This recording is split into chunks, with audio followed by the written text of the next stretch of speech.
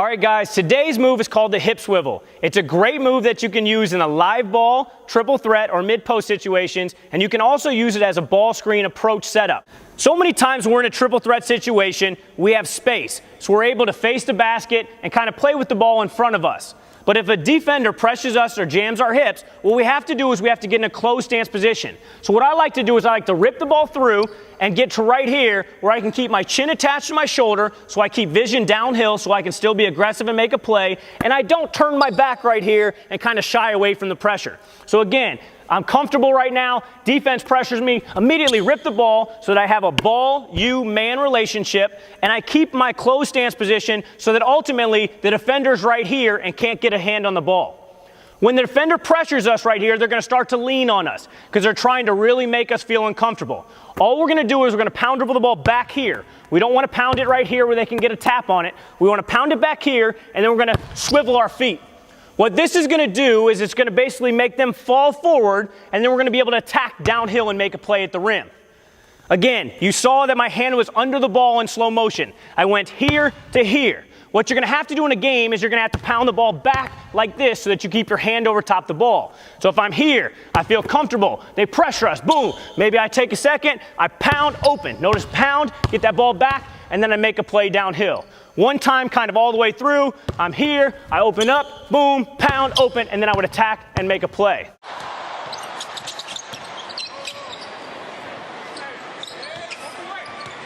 Nash gets right around Katina Mobley.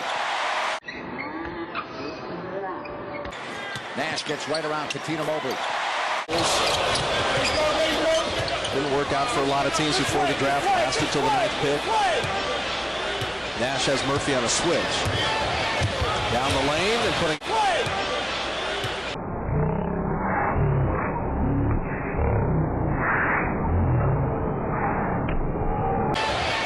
Down the lane and putting. Rebounding the ball, averaging 11.5 rebounds in the last 2 games since he came back from that ankle problem.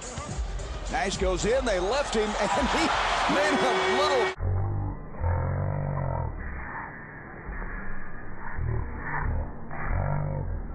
From that ankle problem. Nash goes in, they left him, and he made a little. Shot blocking for the Phoenix Suns on the floor. Go ahead and take it up as Nash goes with that patented.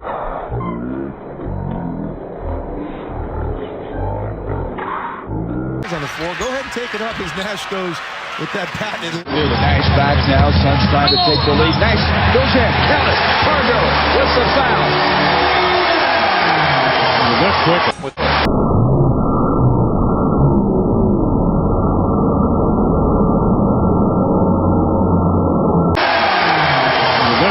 quick.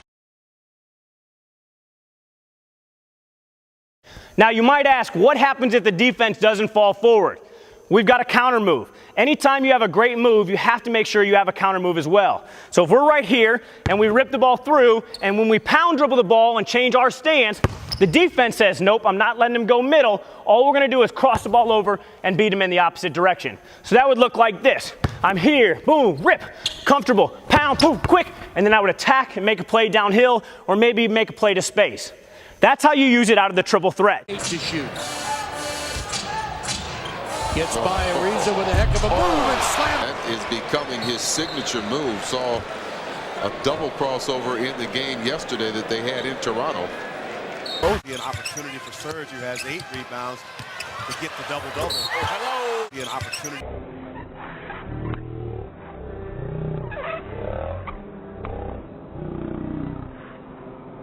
To get the double-double. Hello.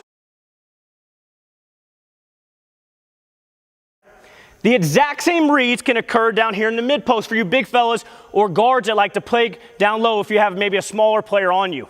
So if I'm right here, and again, now I'm more in a back to the basket situation, I can do a couple different things. Obviously, we've got the same 2 reads. We've got pound, open, and then attack, where we're getting maybe a hook or just a finish at the rim. We've got to attack, boom, quick crossover into a pull-up or a fadeaway. And then we've got 2 additional moves in the mid-post because we're closer. We've got pound, boom, hezzy pull up. You see Carmelo Anthony do that all the time where he nudges the post player right here, the guy guarding him, boom, open up, trigger step. What he's doing is he's selling that he's going to downhill drive and then pulls up.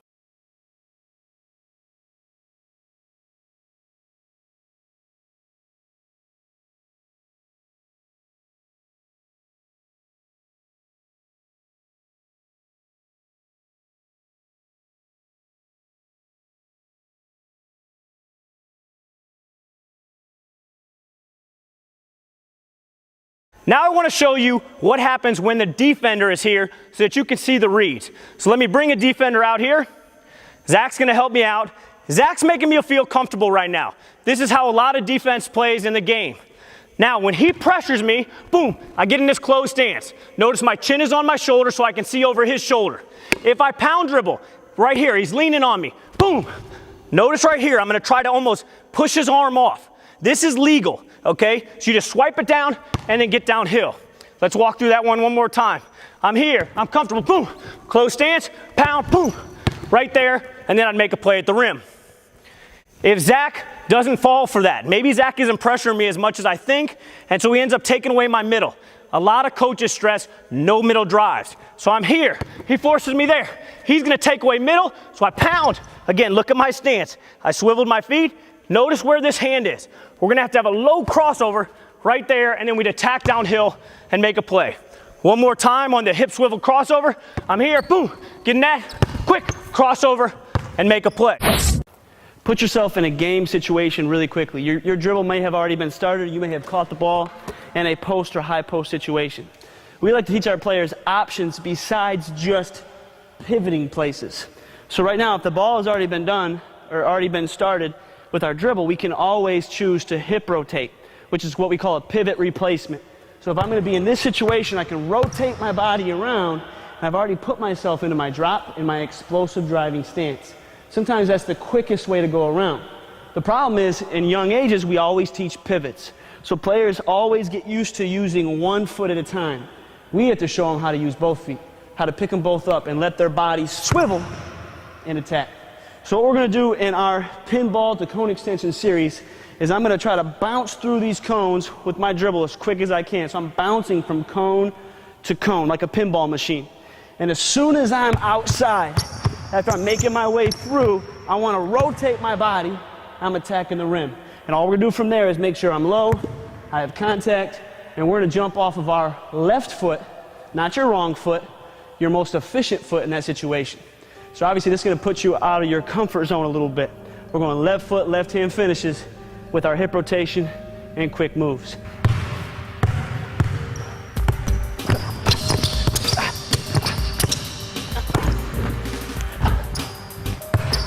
Slide it back out. I'm ready to go again.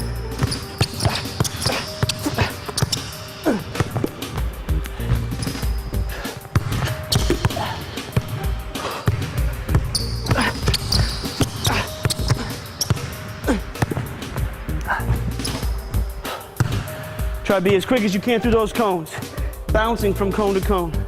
Then protect the basketball on your drive. Jump off that left foot. Some might say it's your wrong foot. We say it's your most efficient foot in that moment.